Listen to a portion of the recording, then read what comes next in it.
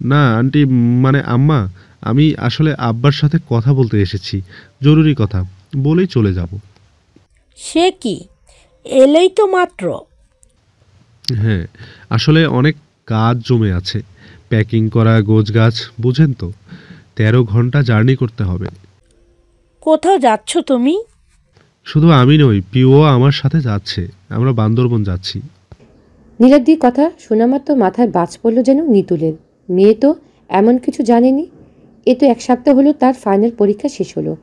ভাবছিল মেয়ে উঠিয়ে দেবার কথা পারবে সালাম সাহেব এবং সাবেরের কাছে, কিন্তু এখন তো জামাই অন্য সুর তুলছে।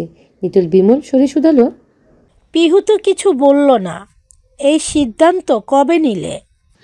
সিদ্ধান্ত বেশি দিন পূর্বে নেওয়া হয়নি, যদিও প্রস্তাব আমি অনেক আগেই দিয়েছি, কিন্তু গতকাল রাতে পিউ ফাইনাল জানিয়েছে সে আমার সাথে বান্দরবন যাচ্ছে। সেটাই জানাতে এসেছি আব্বাকে, তার মতামত নেওয়াও প্রয়োজন। আপনিও আসুন, বৈঠক যখন হবেই সব সদস্যের উপস্থিতি প্রয়োজন। কি বলেন আম্মা? নিতুল উত্তর খুঁজে পেল না। তার মাথা ঘুরছে।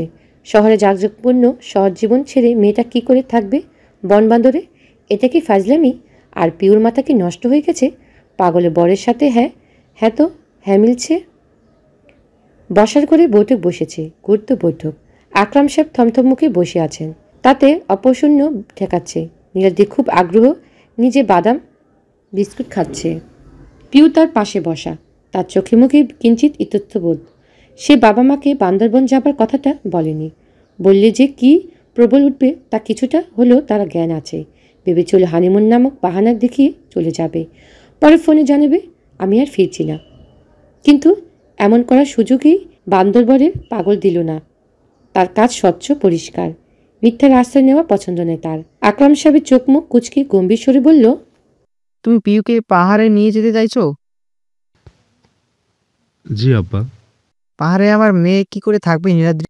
আমার একমাত্র মেয়ের যত্ন যে আমি কোনো কমতি রাখিনি। তুমি জানো, যতদূর জানি তোমার কটেজের থানচির দিকে, শহরেও না। বিদ্যুৎ নেই, নেটওয়ার্ক পেতে হলে চোঙের ওপর উঠতে হয়। পিউর অসুস্থতার বাতিক আছে, পাহাড়ের রক্ষতায় ও কি করে সামনে নিবে? ডাক্তার কোথায় পাবে? তুমি বিগত 4-5 বছর যাবৎ সেখানেই পড়ে আছো, তোমার শরীর মানিয়ে নিয়েছে। কিন্তু আমার মেয়ে তো কোনোদিন পাহাড়েই যায়নি, ও কি করে থাকবে? তুমি তোমার জেদ আমার মেয়ের উপর চাপাই দিতে তো পারো না। পিউ সাথে সাথে বলে উঠল, বাবা, আমি পারবো। তুমি যদি আমাকে কোনো সরকারি চাকরিজীবী ছেলের সাথে বিয়ে দিতে, আর তার পোস্টিং কোনো প্রত্যন্ত এলাকায় হতো যেখানে বিদ্যুতের শর্টেজ আছে, আমি কি সেখানে থাকতাম না? তখন তো তুমি কোনো কথা বলতে না বাবা, অভিযোগ তুলতে না। আমি কি তাহলে ধরে নিব নীলাদ্রি আমার পছন্দ বলে তুমি এমন অভিযোগ তুলছো? মেয়ের এমন অভিযোগের মুখ পড়ে ব্যাপারচাকা খেলেন আকরাম সাহেব। নিতুল সাথে সাথেই মেয়েকে থামানোর উদ্দেশ্যে বলে উঠল, এ কেমন আচরণ পিহু? তুমি তোমার বাবার সাথে এমন ব্যবহার করতে পারো না। পির উত্তর দেবার পূর্বে নীলাদ্রি কোচন স্বরে বলে উঠল, পিউ, তুমি শান্ত হও, আমি বলছি।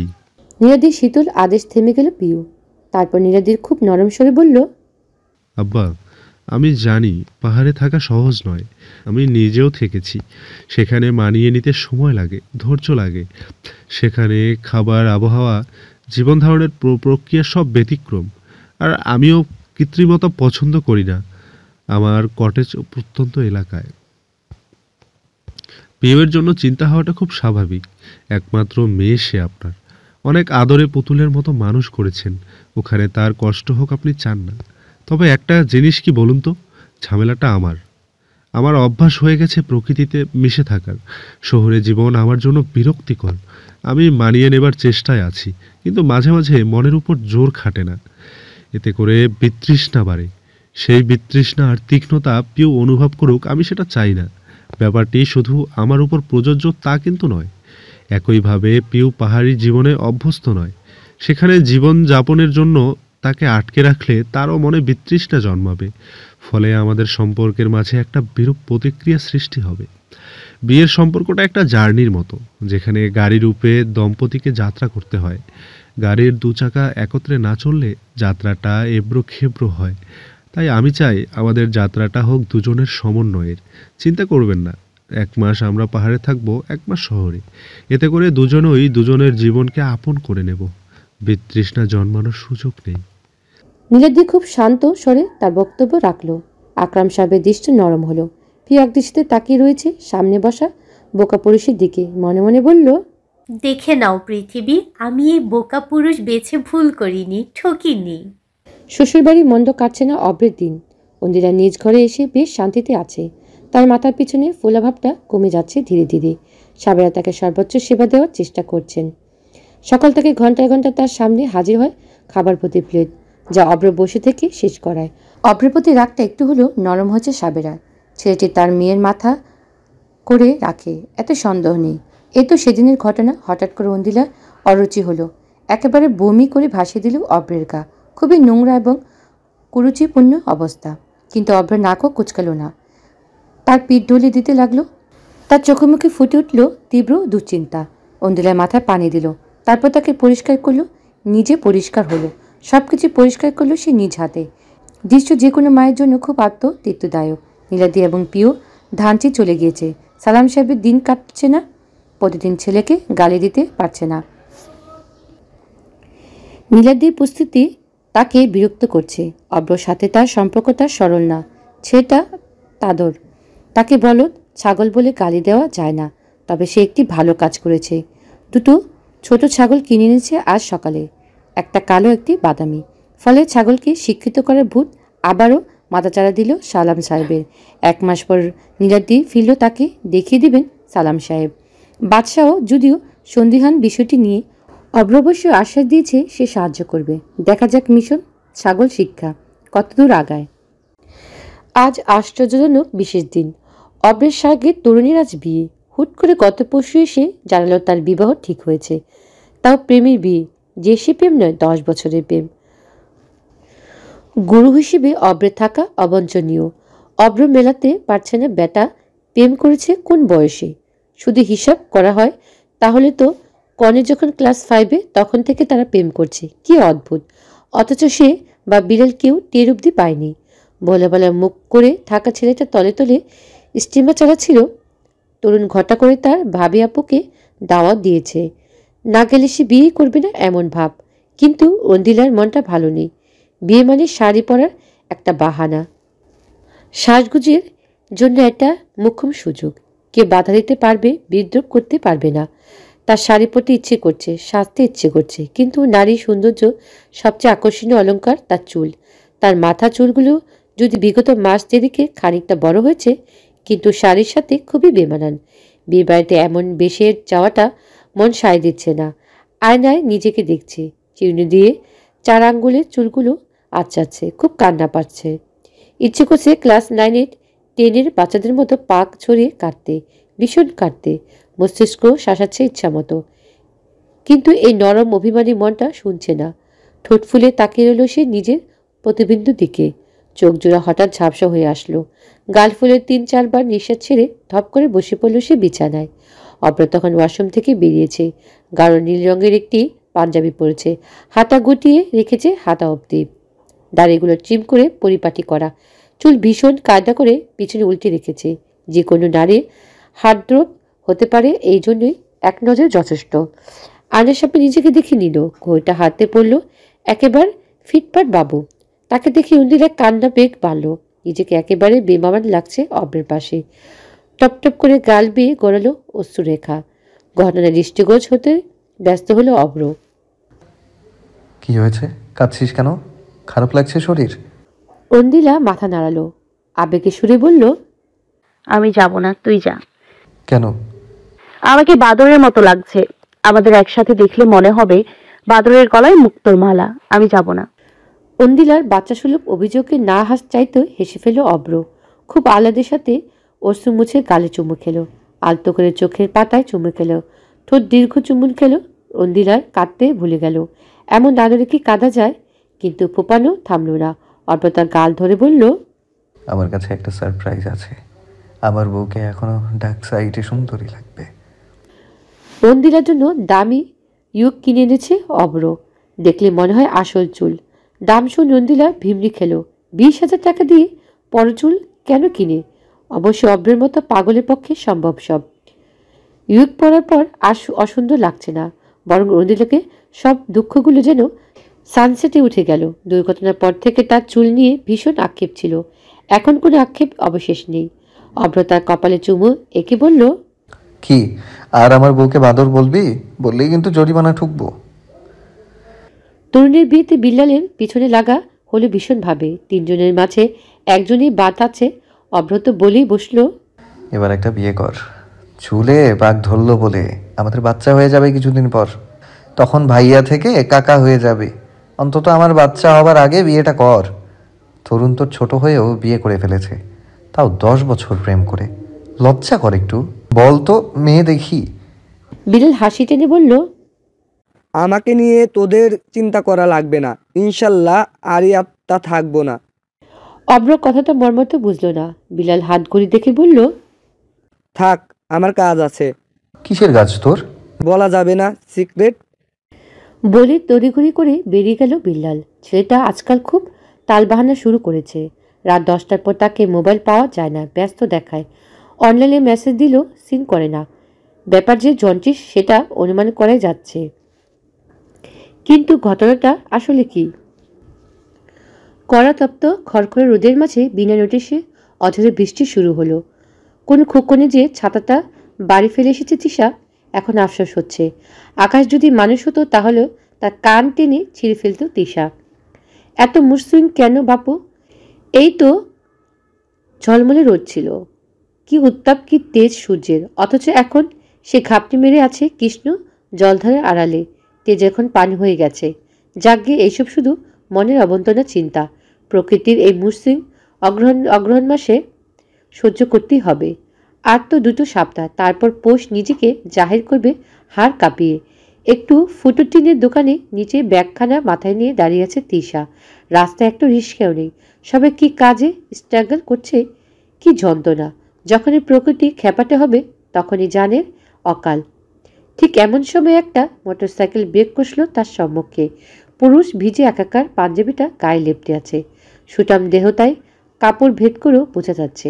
হেলমেট ঢাকা তুলে বলল, ব্যাংকার ম্যাডাম, কি লিফট লাগবে? তিশা তীক্ষ্ণ দৃষ্টিতে তাকালো। কিছু সময় তাকে দেখে অন্যদিকে তাকালো, যেন পুরুষটিকে পাত্তা দেবার প্রয়োজনই নেই। পুরুষটি ওভাবে বসে রইল, অপেক্ষায় নারীর এগিয়ে আসার। সময় গড়াল 5 মিনিট, 10 মিনিট, 15 মিনিট। এবার পুরুষের কণ্ঠ ধর বাড়ল, আমি ব্যাংকার না হলেও আমার সময়ের দাম আছে ম্যাডাম। কেউ তো তোমাকে দায়ী থাকতে বলেনি। তাহলে চলে যাই। দেখো, যা ভালো মনে করো। ওমা! তিশাকে অবাক করে আসলে লোকটি বাইক স্টার্ট দিল। আশেপাশে জনমানবের ভীষণ অভাব। অসহায়ের মতো চাইল তিশা। সত্যি সত্যি চলে যাবে নাকি? এ কেমন পুরুষ! 2 মাসের আদুরের বিড়ালের মতো ঘুরঘুর করে যে প্রেমে টিকিট পেলেও অমনি সিংহ হয়ে গেল। এই বুঝি প্রেমিকের স্বভাব? বিড়াল হেলমেট খুলল, চুলগুলো বাহাতে পেছন ঠেলে বলল, তুমি কি পেছনে বসবে নাকি সত্যিই চলে যাব? যাও যাও, আমি তোমার বাইকে বসার জন্য দেহিয়ে মরছি না। আমি তরুণের বিয়ে ছেড়ে দিয়ে এসেছি টিনা। গাঢ় স্বরে বলল বিল্লাল। তিশা তার দিকে চাইল। কণ্ঠের ধারখানা কমে আবারও নরম হলো যেন। মায়া হলো তিশার। সেই তাই অভিমান ছেড়ে হনহন করে যে তার বাইকের পেছনে বসল। বিল্লাল নিঃশব্দে হাসল। তিশা তার ঘাড়ে হাত দিল। সেটা পছন্দ হলো না তার। হাতখানা টেনে কোমরের কাছে আনলো। গাঢ় স্বরে বলল, আমি কিন্তু জোরে চালাই, পরে যাবে, শক্ত করে ধরো। তিশাকে নামালো তার বাসার 2 গলির আগে। বৃষ্টির ধার বেজেছে, জনমানব একটিও রাস্তা নেই। সন্ধ্যাকালে রং শুছে নিয়েছে সব আলো। উপরন্ত বৃষ্টির জন্য লোডশেডিং হয়েছে বোধ হয়। রাস্তায় আলো জ্বলছে না। তিশা বাইক থেকে নামলো। লুকিয়ে প্রেম করার জ্বালা আছে। আশেপাশে চিলের মতো নজর রাখতে হয়। কখন যে কে দেখে ফেলে বলা তো যায় না। আসছি। বলে চলে যেতে নিলে হাত টেনে ধরল বিল্লাল। তিশা হতবাক নয়নে চাইলেও সে নির্লিপ্ত স্বরে বলল, আমার ভাড়া? কোন ভাড়া? অফিস থেকে যে নিয়ে এলাম সেই ভাড়া। হাতটা ছাড়ো বিল্লাল, কেউ দেখে ফেলবে। ভাড়া না দিলে আমি ছাড়ছি না। 2 দিনের ভাড়া এখনো পেন্ডিং। 4টে চুমো বাকি আছে, আজকে 2টো। 6টা চুমু দাও, তারপর জাহান্নামে যাও, আমি আটকাবো না। বলি হাতে বাঁধন শক্ত হলো যেন। তিশা পড়ল বিপাকে।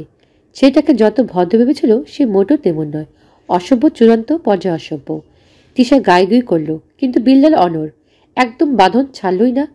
তিশা করুণ মুখে তাকালো, কিন্তু ঝাপসা চোখগুলো একেবারে করুণা হলো না। ফলে আশেপাশে একবার দেখল না, কেউ নেই, কুকুর অব্দি নেই রাস্তায়, অপরন্ত অন্ধকার। তাই টুক করে ঠোঁটে ঠোঁট ছুঁয়ে পালালো বান্দা। কিন্তু বিল্লাল তার সুযোগ দিল, কোমরখানা শক্ত করে চেপে ধরে ঠোঁটে ঠোঁট ডুবিয়ে দিল নরম অধর জোড়ায়। পতবিলম্বিত চুম্বনের নারীকে মাতাল করে দেবার তীব্র আকাঙ্ক্ষা যেন। বেপরোয়া অষ্টদয়ে উন্মাদনায় পিষ্ট হল তিশা। বিল্লালের আরেকখানা হাত শক্ত করে চেপে ধরেছে ঘাড়ের নিমাংস। যখন শ্বাসে টান লাগলো, তখন অসভ্য পুরুষ থেকে মুক্তি পেল। তিশা হতভম্বের মতো চেয়ে রইল। কিছু হয়নি এমন খানা ভাব দেখি বিল্লাল বলল, বাকি পরিশোধ, এখন বাড়ি যাও।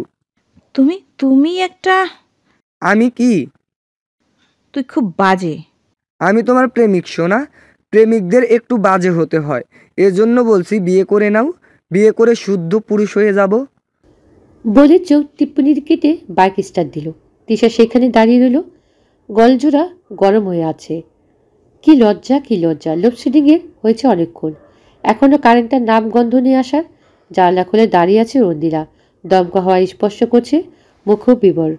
অব্র ঘর দেখা যাচ্ছে, তাদের ঘর দেখা যাচ্ছে।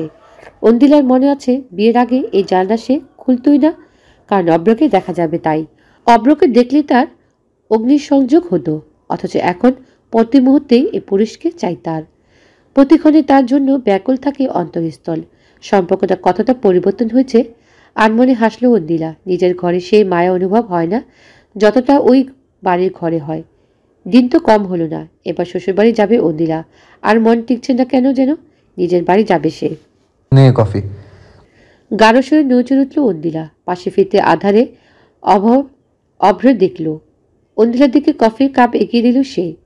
কফির চুমুক দিল অন্দিলা। অভ্র তখন বলল, অন্ধকারে এখানে দাঁড়িয়ে আছিস কেন ঐন্দ্রি? ভাবছি কি? এই যে মানুষের জীবন কত বদলায়। যেমন?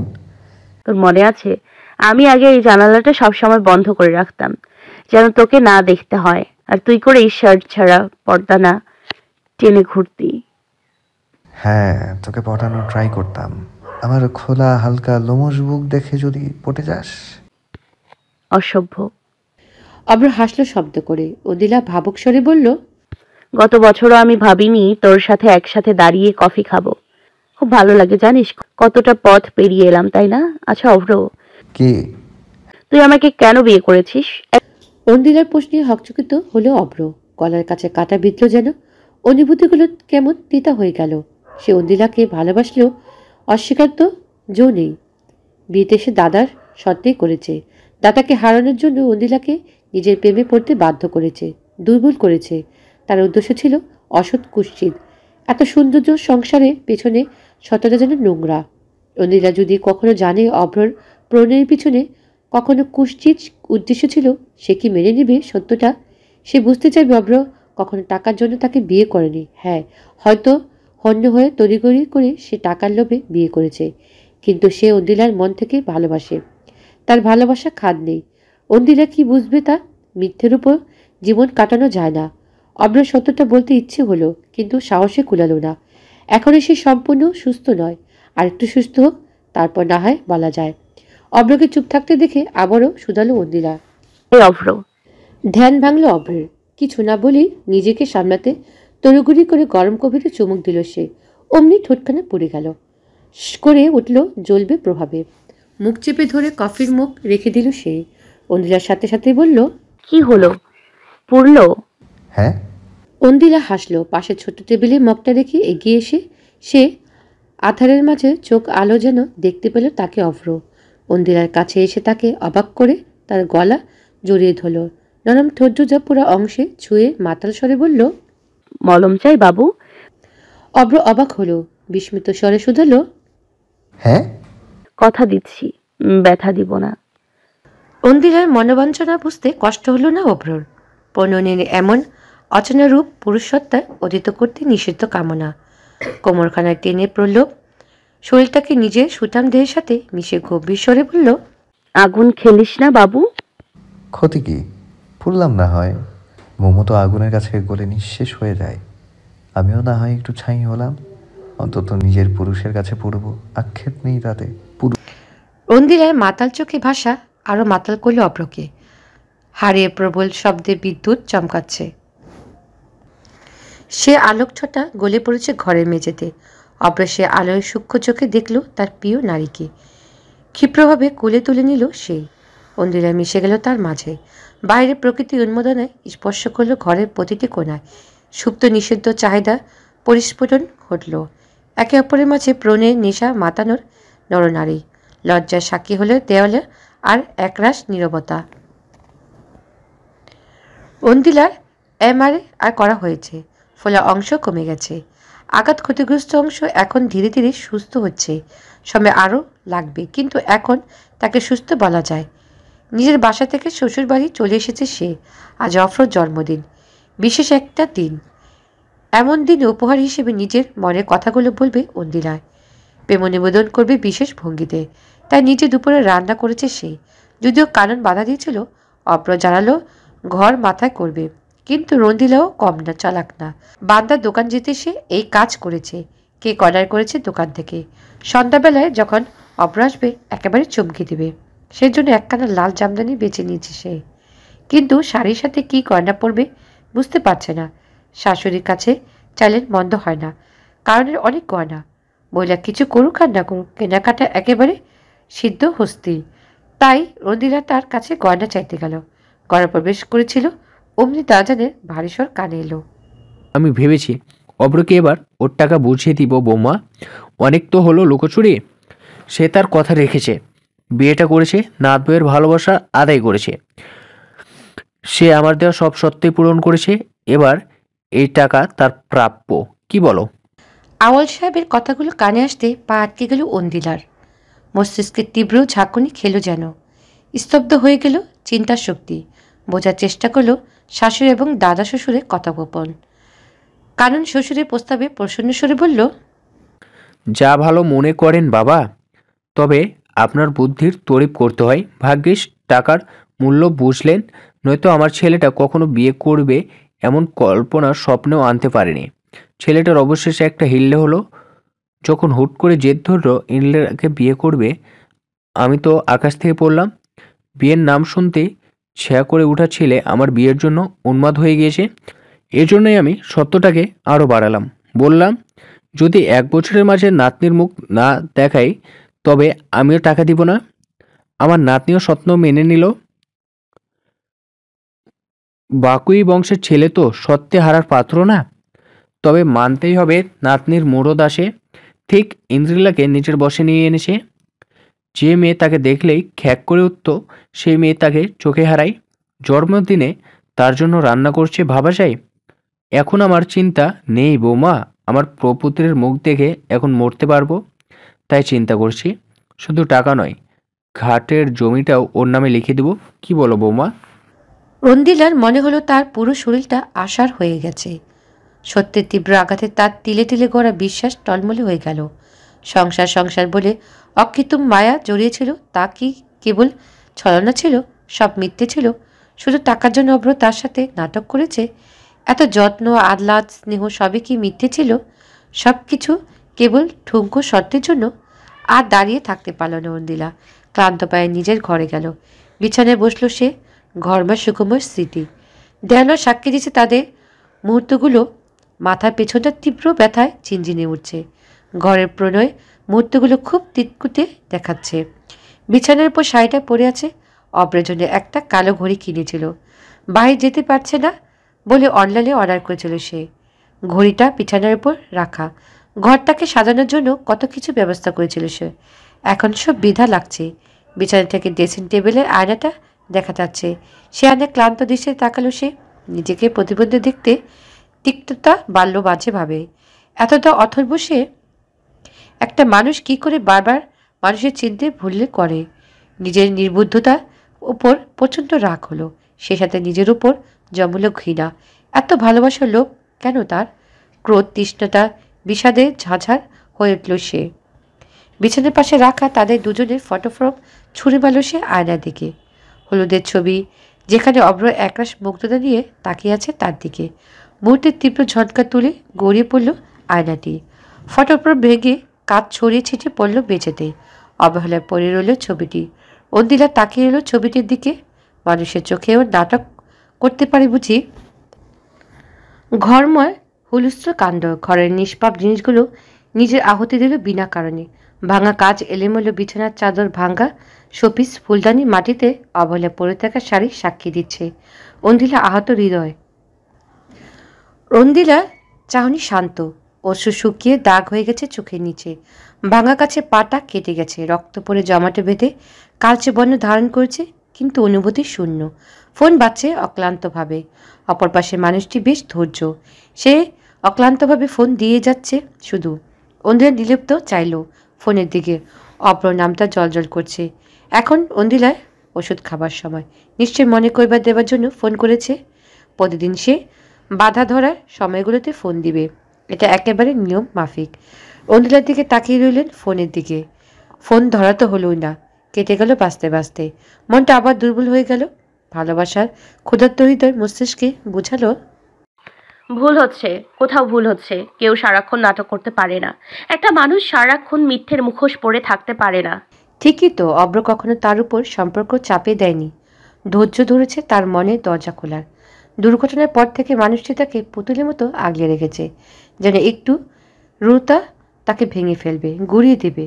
একটা মানুষ তো সারাক্ষণ নাটক করতে পারে না। কোথাও একটা ভুল নিশ্চয় হচ্ছে। অব্রের সাথে কথা বলতে বোধ হয় সব সমাধান হয়ে যাবে। অন্দিলা ফোনটা হাতে নিল। অব্র নাম্বারে ফোন দিল, কিন্তু নাম্বার বন্ধ। ফলে সে উঠে দাঁড়ালো। পা থেকে এখনও চুইচে রক্ত পড়ছে। তীক্ষ্ণ ব্যথা মস্তিষ্কে নিচে অস্তিত্ব জানান দিচ্ছে। তবু অন্দিলা হাঁটতে লাগলো। গন্তব্য অব্র। অনেক প্রশ্ন বাকি, উত্তর চাই। বিলালের মাথার চুল ছেঁড়া জোগাড়। কখন থেকে কিছু হিসেবে মেলাতে চেষ্টা করছে, কিন্তু মিলছেই না। 188 টাকা একটা গ্যাপ থেকে যাচ্ছে। হিসেবে এমন একটি জিনিস যা যতক্ষণ না পর্যন্ত মিলবে ততক্ষণ পর্যন্ত বিরক্ত কাটেই না। মিললে শান্তি, আর না মিলে মাথার প্রতিটি নিউরনে এত উন্মাদ হয়ে ওঠে যে চুল ছিঁড়ে ফেলতে ইচ্ছে করে। ঘড়ির দিকে এক দফা তাকালো। তিশা অপেক্ষা করছে। তার যাওয়া উচিত। গত রাতে মাকে ইনিয়ে বিনিয়ে বিয়ের কথা বলেছে। বিলালের বাবা গত হয়েছে আজ 15 বছর। মাই তার সব। বিলালের মাও ছেলে অন্তঃপ্রাণ।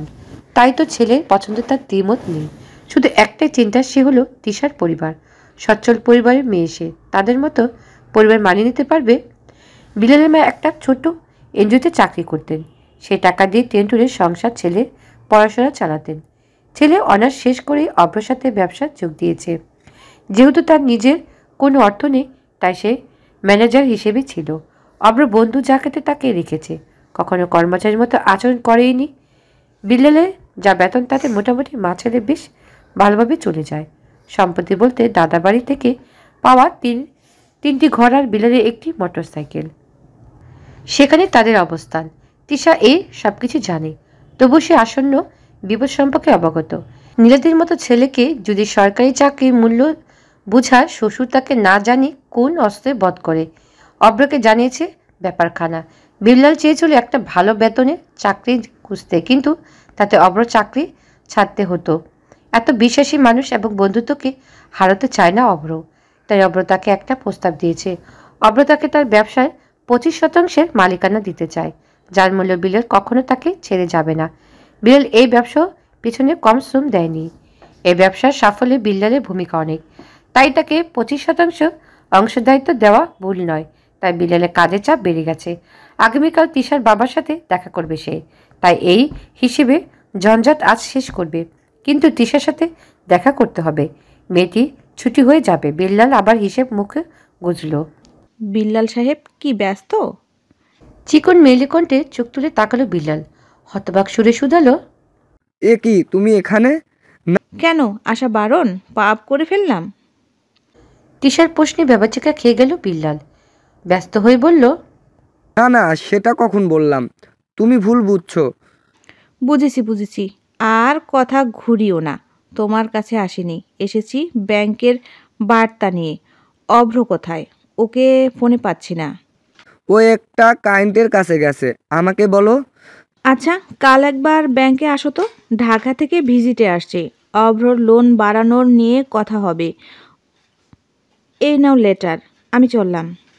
বলে যেতে নিলে হাত টেনে ধরল বিল্লাল। তিশাকে নিজের কাছে টেনে শুধালো, তাহলে আমার কাছে এসোনি? আজ্ঞে না। কষ্ট পাইলাম কিন্তু। পাও, আমার কি? এভাবে প্রেমিককে শাস্তি দিলে কিন্তু ভোগান্তি আছে। কি ভোগান্তি? বিল্লাল কথাটা শেষ করার সুযোগ পেল না। তার পূর্বে এলোমেলো ভঙ্গিতে প্রবেশ করল রন্দিলা। তাকে খুব অন্যরকম লাগছে কে যেন। চোখ মুখ শুকনো মলিন। এসে শুধালো, অভ্র আছে? বিল্লাল সে প্রশ্নের উত্তর না দিয়ে পাল্টা শুধালো, তোমাকে এমন লাগছে কেন? শরীর খারাপ নাকি? আমি ঠিক আছি। অভ্র কোথায় সেটা বলো, ওর ফোনটা বন্ধ আসছে। ক্লায়েন্টের সাথে গেছে, তুমি বসো না। রন্দিলার কিছু ভালো লাগছে না। অব্রের সাথে কথা বলাটা জরুরি, খুবই জরুরি। তাকে অন্যমনস্ক দেখে তিশা চেয়ারটা এগিয়ে বলল, তুমি বসো ঐদ্রিলা, তোমাকে অসুস্থ লাগছে। এত সময় বাদে তিশাকে খেয়াল করলো অন্দিলার। তিশাকে দেখতে হৃদয় তিক্ততা আরও গাঢ় হলো। নিজের বৈশিষ্ট্য বিরুদ্ধে সে জঘন্য একটি কাজ করে বসলো। হয়তো তিশাকে কথা শুনিয়ে দিল, তাও কটু কথা। রুরুস্বরে বলল, তুমি এখানে কি করছো? তিশা বেশ অপছন্দ হলো অন্দিলার কণ্ঠে। বিলালের দিকে তাকালো একবার, নিজের অস্তিত্ব লুকিয়ে সহজ গলায় বলল, অভ্রর কাছে এসেছিলাম ব্যাংকের বিষয়ে। একটা নিউজ দেবার ছিল। তুমি কি ডাকবাহক? না মানে তোমারই আসতে হয়েছে, আর কেউ ছিল না? খুব তীক্ষ্ণ স্বরে শুধালো অন্দিলা। এটা ভুল নয় যে এই সামান্য বিষয়ে তিশার আসার প্রয়োজন ছিল না, কিন্তু সে এসেছে বিল্লালের সাথে দেখা করতে। তিশার কথাটা চেপে গেল, নিচু স্বরে বলল, ছিল, কিন্তু নিউজটা দেওয়ার খুব জরুরি ছিল। অভ্র আমার ফোন ধরছে না, তাই আসা। আচ্ছা তৃষা, তোমার সমস্যাটা কি বলো তো? বুঝলাম না ঠিক। মানেটা খুব সহজ তৃষা, তুমি ছেলে মানুষ নও, অভ্র বিবাহিত। ক্লাস 10-এর অপূর্ণ প্রণয় এখন পূর্ণ করার স্বপ্ন থাকলে আমি বলবো তুমি স্বপ্নটা ছেড়ে দাও তৃষা।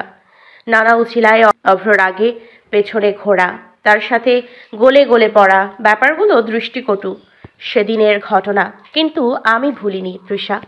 তুমি যদি ভেবে থাকো আমার বরের গায়ে তুমি ঢলে পড়বে আর আমি চুপ থাকবো, তবে ভুল। আমি আমার জিনিস কারোর সাথে ভাগ করায় অভ্যস্ত নই। যদি আমার জিনিস নিতে হয় তবে তোমাকেও তার কঠিন দাম দিতে হবে না। অন্দিলার কথাগুলো চাবুকের মতো আঘাত করলো তিশার আত্মসম্মানের দেওয়ালে। কান ঝাঁঝিয়ে উঠল। ইহজীবনে তার চরিত্র এমন কালিমা কেউ লেপতে দিতে পারেনি। সে কিনা বিবাহিত পুরুষের সাথে সম্পর্ক জড়াতে চাইছে। এত বড় মিথ্যা অপবাদ। তীব্র অপমান, মুখ লাল হয়ে উঠল মেয়েটির। বিলাল অন্দিলার উদ্দেশ্যে বলল, ভাবি আপু, তোমার কোথাও ভুল হচ্ছে। আমার কোথাও ভুল হচ্ছে না বিল্লাল, আমি তো না জেনে বলছি না। তিশার তখন প্রতিবাদ করে উঠল তীব্রভাবে, তুমি আসলে কিছুই জানো না ঐন্দ্রিলা। তুমি আসলে কোনো ব্যাং, যার কাছে আকাশটা খুব ছোট আর গোল। তাই তো আজ আমাকে অপবাদ দিতে তোমার বাচ্ছে।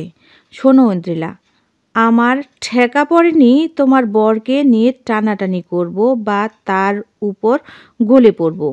এই সব কিছু তোমার বরের পরিকল্পনা ছিল। আমার টার্গেট ফিল আপের ক্লায়েন্ট দরকার ছিল, আর তোমার বরের তোমাকে প্রেমে ফেলতে একটা মেয়ে সঙ্গ। তাই আমরা একে অপরকে সাহায্য করছি, এতটুকুই।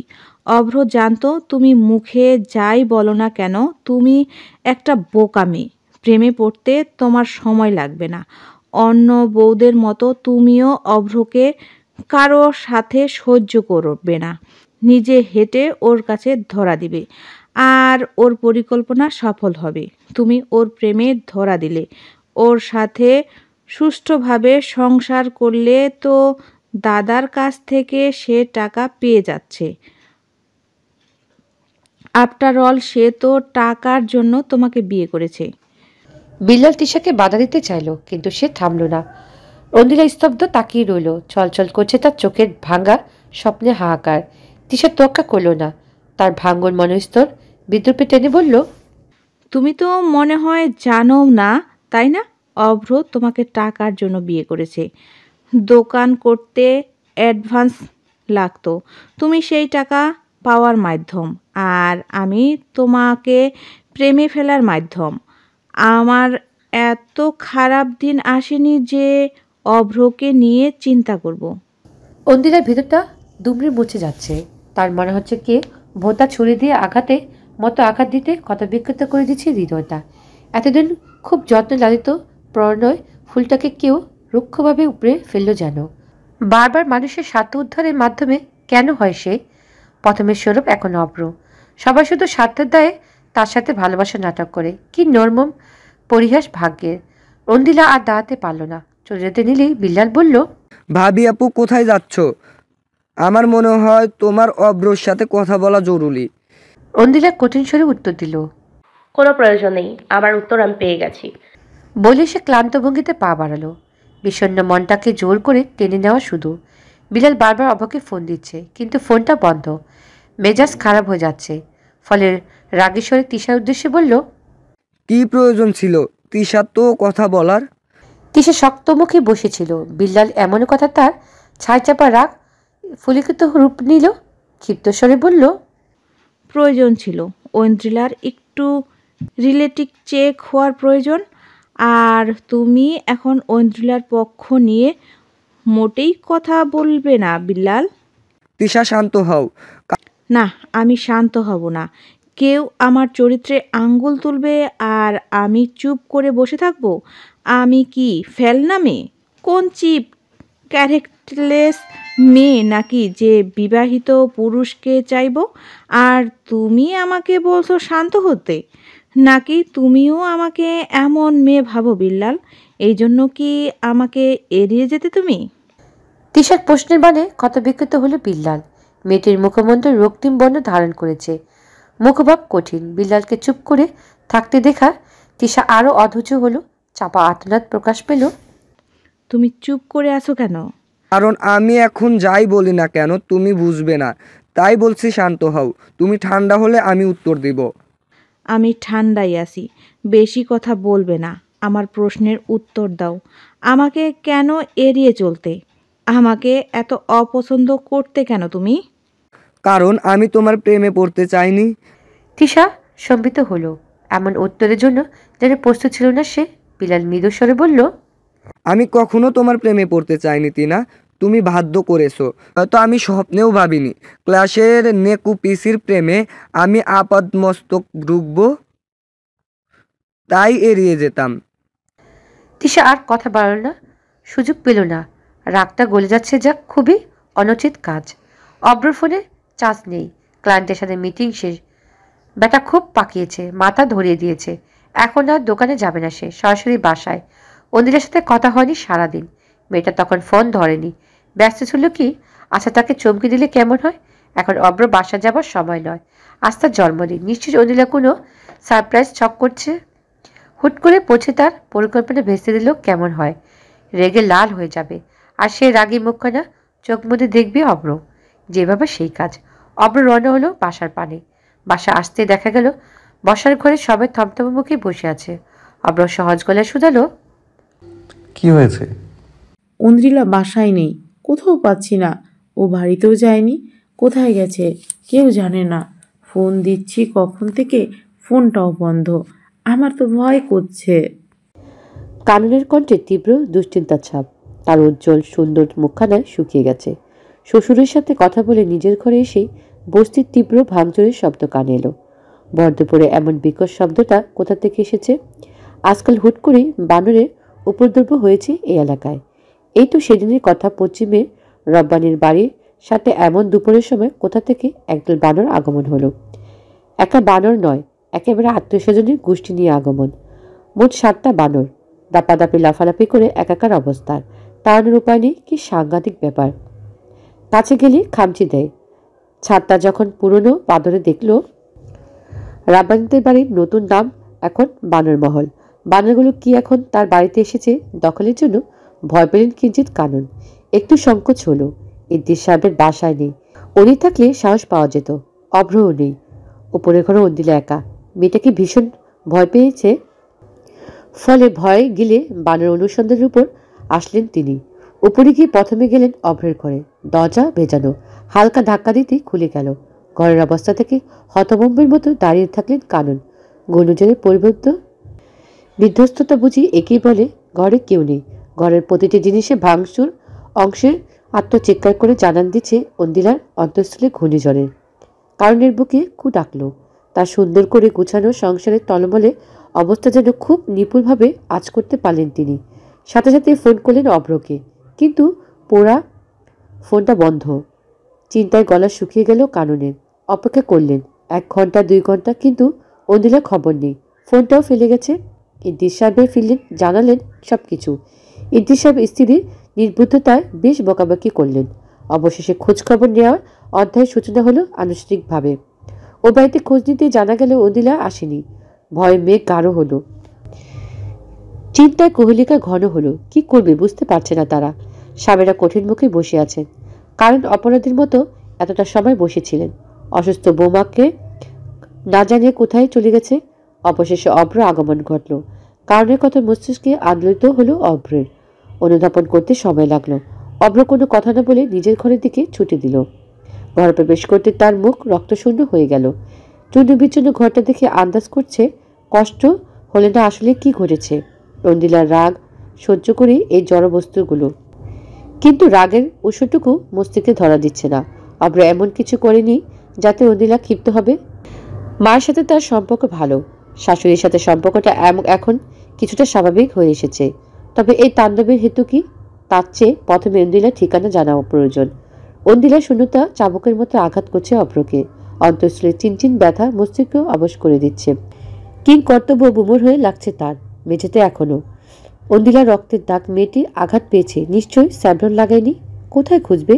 পিউ ছাড়া অন্দিলার বান্ধবী নেই এই ঘরে। পিউ এখন বান্দরবনে, ও বাড়ি যায়নি সে। মাথাটা মোটা, কাজ করতে পারছে না অভ্র। অনুশোচনায় অন্ধকার লাগছে সব। ঠিক সেই সময় ইদ্রিস সাহেব এলেন। ফোন এগিয়ে দিয়ে উৎকণ্ঠ গলায় বললেন, বিল্লাল তোমাকে খুঁজছে। পরে কথা বললো। ইন্দ্রলার ব্যাপারে কিছু বলতে চায়। সাথে সাথে ফোনটা হাতে নিল।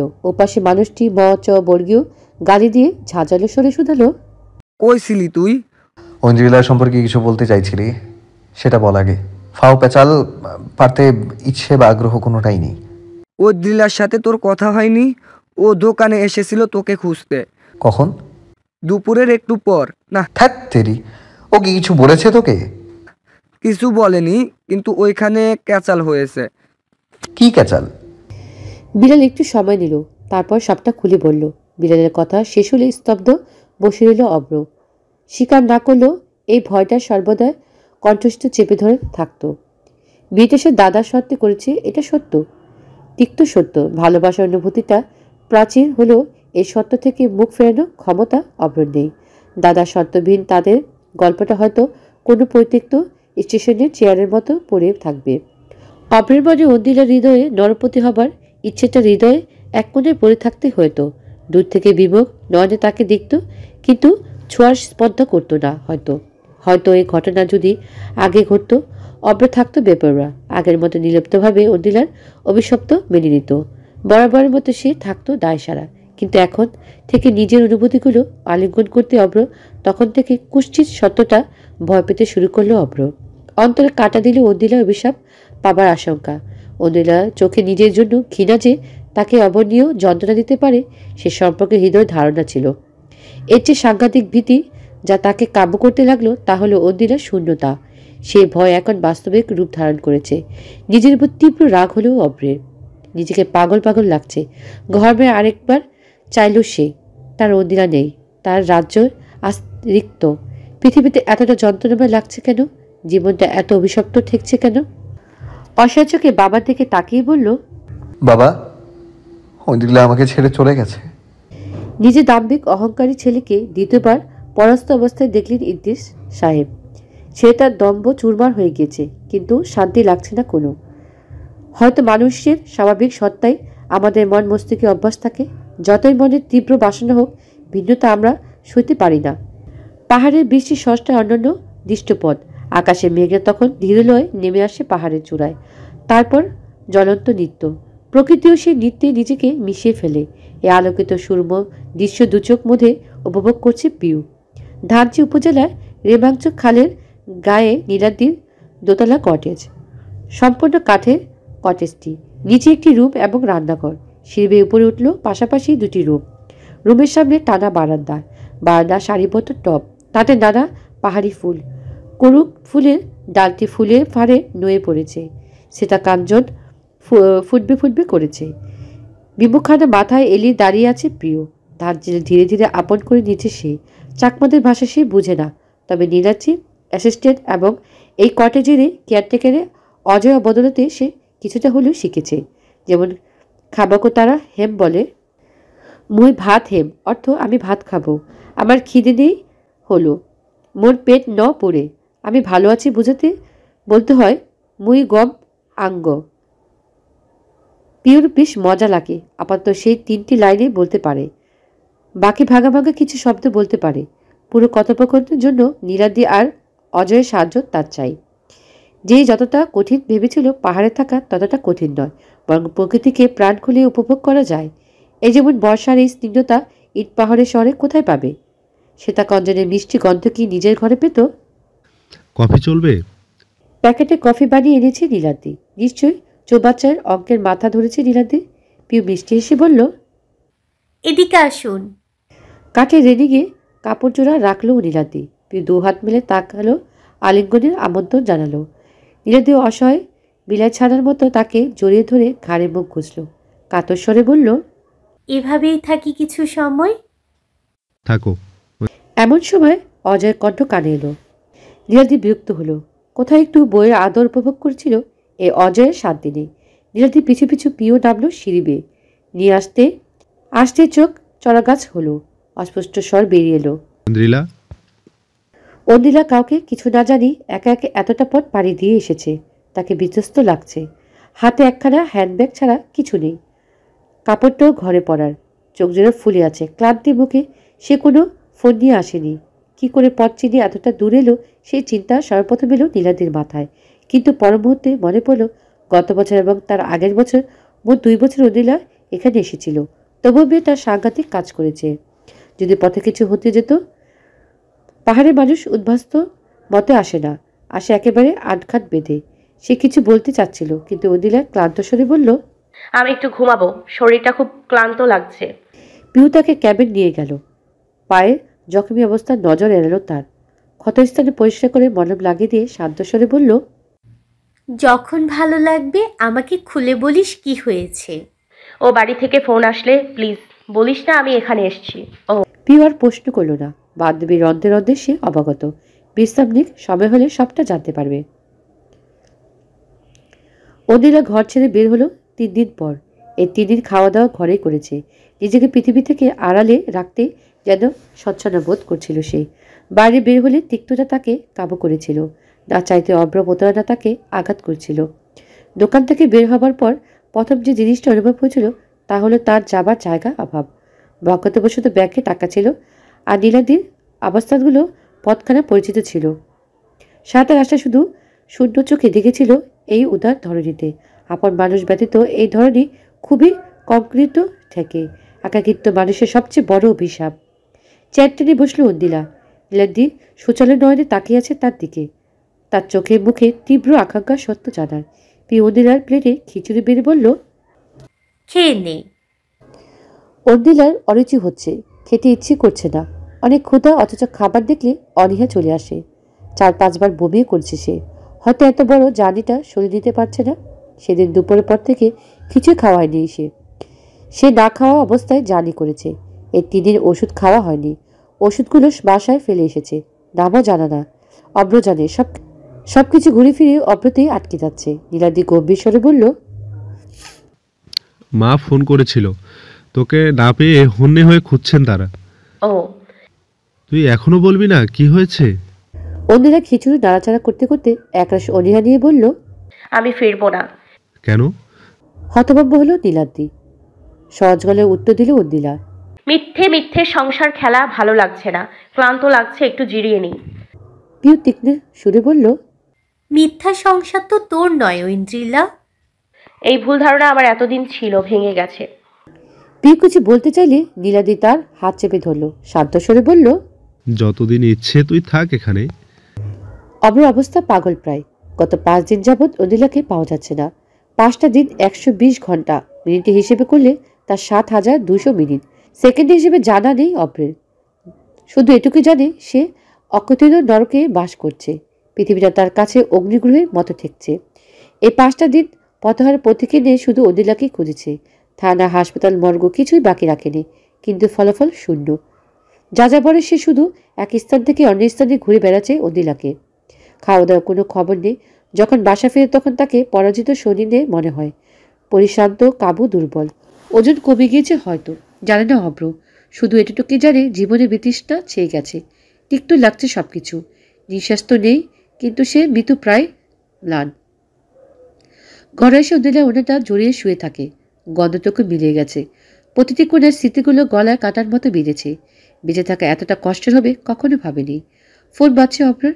থানা থেকে ফোন এসেছে। আবারও কোনো লাশ পেয়েছে কি তারা? এই অবধি 3বার এমন আতঙ্কিত ফোন এসেছে। নিঃশ্বাস আটকে যায় এমন ফোনে। মনে হয় কেউ গলা টিপে ধরেছে। মর্গে যেয়ে স্বস্তি মেলে। না, অন্দিলা নয়। এখন আবার তেমন অনুভূতি হচ্ছে। কাপা হাতে ফোনটা ধরল। উপাসটাকে চিকন কণ্ঠে এলো, হ্যালো অভ্র, তোর সাথে কথা আছে। জানলার ধারে হাঁটু মাথা থেকে বসে আছে অন্দিলা। বৃষ্টির সদ্য ফোটা শ্বেতকাঞ্চন ফুলটা ভিজেছে, যেন কোনো অবাধ্য কিশোরী। বৃষ্টিটা মোটেই ভালো লাগছে না অন্দিলা। স্মৃতিগুলো কেমন জীবন্ত হয়ে যাচ্ছে। সেই বৃষ্টি ভেজা রাত, অন্দিলার নির্দারুণ আত্মসমর্পণ।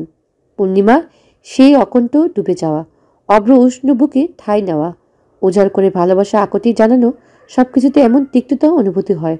অব্র অধিকার বোধ, যত্ন, স্নেহ সবকিছুতে কিছু স্বপ্ন মনে হচ্ছে। সেই সাথে তীব্র হাহাকার কাবু করে দিল কঠিন সিদ্ধান্তকে। স্বপ্নের মতো সুন্দর হওয়া পাপ, মহাপাপ। দরজা করা নাচ্ছে কেউ। পিউ হয়তো। মেয়েটা ভয় পাচ্ছে। বান্ধবী হৃদয় ভাঙ্গন তাকে বিচলিত করছে। অন্দিলা বুঝতে পারছে, তাই তো একটু পরপর খোঁজ নেওয়া। অন্দিলাও বাধা দিচ্ছে না। শান্তিতে থাকুক সবাই। পৃথিবীর দুঃখগুলো না হয় তার জন্য তোলা থাক। মুঠোভর্তি দুঃখ অন্তরে পুষে অন্তর কঠিন হোক। দরজা ছিল কি ঢুকলো। অন্দিলা পিছু চাইল না। সে পাহাড়ে চূড়ায় জামাইতো মেঘ দেখতে ব্যস্ত। পিউ চলে যাবে কয়েক পল বাদে, কিন্তু গেল না। মানুষটা তাকে তাকিয়ে আছে তার দিকে। অন্দিলা না ফিরে বলল, কিছু বলবি পিউ? ঐন্দ্রি, আকতিময় তীরুচ্চিনা স্বরখানা শুনতেই টলমলি উঠল অন্তরে। পিছন ফিরতে স্তব্ধ হয়ে গেল অন্দিলা। সামনে মানুষটিকে ভোলার জন্য এতটা দূর পাড়ি দেওয়া, সে তার সামনে দাঁড়িয়েছে, আকুল চোখে তার দিকে তাকিয়ে আছে। সে চোখ জোড়া তীব্র তৃষ্ণা, আকুলতা, যন্ত্রণা। এমন মোজানো লাগছে। সুঠাম দেহটি ছেলেটাকে কাছে আসতে নিলে অন্দিলা শীতল স্বরে বলল, তুই চলে যাও অভ্র। বলে চোখ জোড়া সরে নিল অন্দিলা। অভিমানীয় কাছ থেকে যেন এমন প্রতিক্রিয়া আশা করেছিল অব্র। অভিমান, অভিশপ্ত। তবু মান ভাঙাবে। ম্লান মুখখানা পরক করল নীরব চোখে। 7টা দিন পর মেয়েটাকে দেখছে সে। ক্লান্ত বিষণ্ণ ভঙ্গিতে বসে রয়েছে সে। সৌন্দর্য মলিন হয়ে গেছে। চোখে বিষাদ, মেঘ বেদুর বেদনার সুরটা চাবকের মতো প্রহার করল যখন অন্দিলা ছোট্ট একটা নিঃশ্বাস ছেড়ে ম্লান সরে বিদ্যুৎ টেনে বলল, আমি তোর মতো অভিনয় করতে পারি না। আমার সময় লাগবে নিজেকে গুছিয়ে নিতে। হৃদয় ছড়িয়ে পড়ল শূন্যতা। ভিতরে তীক্ষ্ণ যন্ত্র তীব্রত রূপ নিল। মুখে ফুটে উঠল তীব্র বেদনার ছাপ। অপ্রপরাস্ত হেরে যাওয়া সৈনিকের মতো হাঁটু কেড়ে বসে পড়ল তার পায়ের কাছে। ব্যাকল সুরে বলল, প্লিজ ঐন্দ্রি, এমন নিষ্ঠুর হইস না। তুই ছাড়া আমি আমাকে কল্পনা করতে পারি না। বলি তার হাতখানা ছুটতে চাইল। এবার অদিলা তার দিকে তাকালো। ব্যথাতুর দৃষ্টি। হাতখানা সরে নিল। নির্লজ্জ বেহার। হৃদয়টা আবারও দুর্বল হবার ছুতো করছে। মূর্জানো প্রাণফুলটা বাঁচার আকুতি জানাচ্ছে। চোখগুলো টলমলে হয়ে উঠল অন্দিলার। মুখ ফ্যাকাশে হাসি একে বলল, আমি নিষ্ঠুর? সত্যি কি তাই? অব্র উত্তর দিতে পারছে না। অন্দিলার চোখে ভিজে এলো। এতদিন খুব কষ্টে নিজেকে সামলিয়েছিল, বুঝিয়েছিল, সান্ত্বনা দিয়েছিল। আজ সব ধৈর্যের বাঁধ ভেঙে গেল। অভিমান বিষাদ সিন্ধু স্রোতের রূপ নিল। বুকের মানে আগলে রাখা ঝড় তাণ্ডবের মুক্তি দিল সে। অশ্রুমিশ্রিত স্বরে বলল, বলেছিলাম তোকে অভ্র, আমার দ্বারা দ্বিতীয়বার বিশ্বাস ভাঙার যন্ত্রণা সহ্য করা সম্ভব না। আমি ঠকতে চাই না, অথচ আমি আবার ঠকে গেলাম অভ্র। আমি আবার বিশ্বাস করে ঠকে গেলাম, আবার ভালোবেসে ঠকে গেলাম। ঠকতেই যখন হবে, তবে কেন আমাকে স্বপ্ন দেখালি? কেন মিথ্যে ভালোবাসার চোরাবালিতে আটকালি? কেন? আমি মানছি আমি সেই সময় বিয়েটা টাকার জন্য করেছিলাম। দাদা যদি শর্ত না ছুটতেন আমি কখনো বিয়ের জন্য উতলা হতাম না। মানছি সংসার জীবনে আমি টাকার লোভে পা দিয়েছি, অন্যায় করেছি, পাপ করেছি, আমি সব মেনে নিচ্ছি। কিন্তু তোর প্রতি আমার ভালোবাসায় খুঁত নেই, কখনো ছিলও না। কারণ আমার জীবনে নারী, প্রেয়সী, স্ত্রী সব কিছুই তুই। আমার ভালোবাসায় কোনো প্রতারণা নেই, আমি তোকে সত্যি ভালোবাসি। অভ্রের মুখে ভালোবাসি কথাটা শোনার জন্য তীব্র পিপাসু অন্দিলার, অথচ আজ সেই কথাটা ভরসা পাচ্ছে না। ভর্সনা করে বলল, তাহলে আমি কেন দেখতে পাচ্ছি না? আমি কেন শুধু লোভ আর স্বার্থপরতা দেখছি? কেন আমার কাছে সব মিথ্যে লাগছে? কেন? অভ্র নিঃস্ব মানুষের মতো তার পাঁজরের আঁকড়ে ধরল, কোলে মাথা রেখে কাপাসরে বলল, আমি বলবো না আমাকে বিশ্বাস কর, আমি বলবো না আমাকে ক্ষমা কর। তুই ঘৃণা কর আমাকে, মার কাঠ যা খুশি কর, শুধু আমাকে ছেড়ে যাস না ঐন্দ্রিলা। আমি বাঁচবো না। এতদিন আমি ভাবতাম তুই আমার পুতুল আর আমি তোর অধিপতি। আমি ভুল ছিলাম। তুই আমার রানী, আমি তোর সামান্য দাস। তোর শাস্তি আমি মাথা পেতে নেব, শুধু আমাকে তোর জীবন থেকে মুছে ফেলিস না। আমি তোকে ভালোবাসি, খুব ভালোবাসি। পায়ে গরম তলের অনুভূতি হলো অন্দিলার। অভ্র কাঁদছে। একটা মানুষ কি এতটা অভিনয় করতে পারে? কিসের জন্য? টাকার জন্য? নিচের ক্যাবিনে পঙ্গপাল বসে আছে। দুই পরিবারের কোনো প্রাণ বাকি নেই। এতটা পথ এই বয়সে আওয়াল সাহেবও পাড়ি দিয়েছে, কারণ নাতিবউ অনেক কিছু বলার আছে তার। ছোট্ট মেয়েটার কাছে সারা জীবনের জন্য নয়তো অপরাধী হয়ে যাবেন। নিজেকে সর্বদা বুদ্ধিমান এবং বিবেকশূন্য মানুষ ভেবে যে দ্বন্দ্ব করতে তাও গড়িয়ে যাবে। ধুলো থেকে নিকৃষ্ট হয়ে যাবেন নিজের কাছে। এদিকে সালাম সাহেবের নীলার দিকে অকথ্য ভাষায় গালাগালি করছে। আমি তো আপনার জন্য বাড়ি বানাইনি বাবা। নিরুদ্বেগ কণ্ঠে নীলাদ্রি। ফলে সালাম সাহেবে আরও চেতে গেলেন। হ্যাঁ, আমি আপনারই বাচ্চা। বলে পিউর কাছে গেল সে। পিউ যে এমন মির্জাফরের মতো কাজ করে আশা করেনি। মেয়েটা অভ্রকে জানিয়ে দিল। ফলে রাগী স্বরে জানতে চাইল, তুমি এই কাজটা কেন করলে? কোন কাজ? এই যে অভ্র আর এই গোষ্ঠীকে খবর দিলে। এছাড়া কি করতাম? তোমার বোন তো ঘরে বেবাগী হয়ে পড়েছিল। তাই বলে খবর দিয়ে দিবে? ও মানা করেছিল।